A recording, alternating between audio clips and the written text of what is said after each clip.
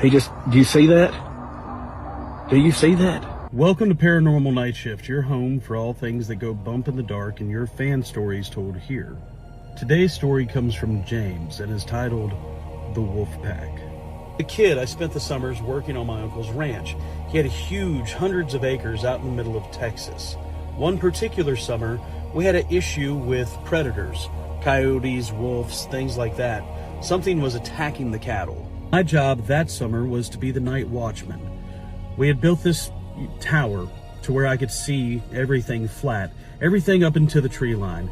It was my job to protect the cattle from the wolves or the coyotes, whatever was coming after them. One particular night, I was sitting looking through my scope and I didn't see all the movement that I normally would see. There was nothing coming out of the tree line and no creatures at all, really. The cattle were all huddled around me. But other than that, there was nothing out there. It just seemed odd. You'd normally see a rabbit or a deer, something crossing the field, but this night I didn't see anything, and it was eerily quiet. But there in the distance, I saw it. A set of glowing red eyes, glowing like the burning end of a cigarette, but they had to be 6, 7 feet in the air. Then the 2 pairs of eyes turned into 3, then 4, then 6. 6 glowing red eyes looking directly at me in my direction. I reached down and grabbed my more powerful scope and saw the eyes were there. They were 6, 7 feet in the air and glowing, and they were just watching me right from the wood line. I tried to see what it was, but I couldn't see anything. I got down on the ATV and decided to ride a little bit closer. Maybe I would chase them off, maybe I'd see something. I don't know. I got maybe 50, 75 yards away, and the eyes all started to move. It was like they were now surrounding me. I saw them from every distance, like they were cornering me. I was being surrounded by these glowing eyes, but could not yet see anything that the eyes were attached to. No creatures, no wolves, just glowing eyes. Suddenly from the tree line, it made itself visible from the moonlight.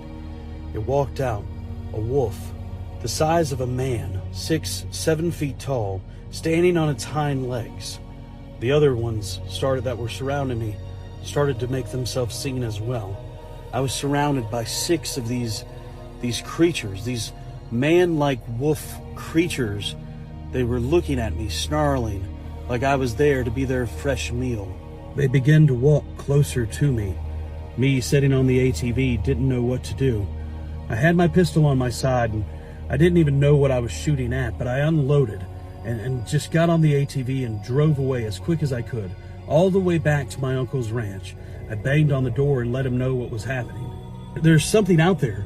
Whatever's out there is larger than a wolf. I don't know. It was like a man wolf or a wolf man.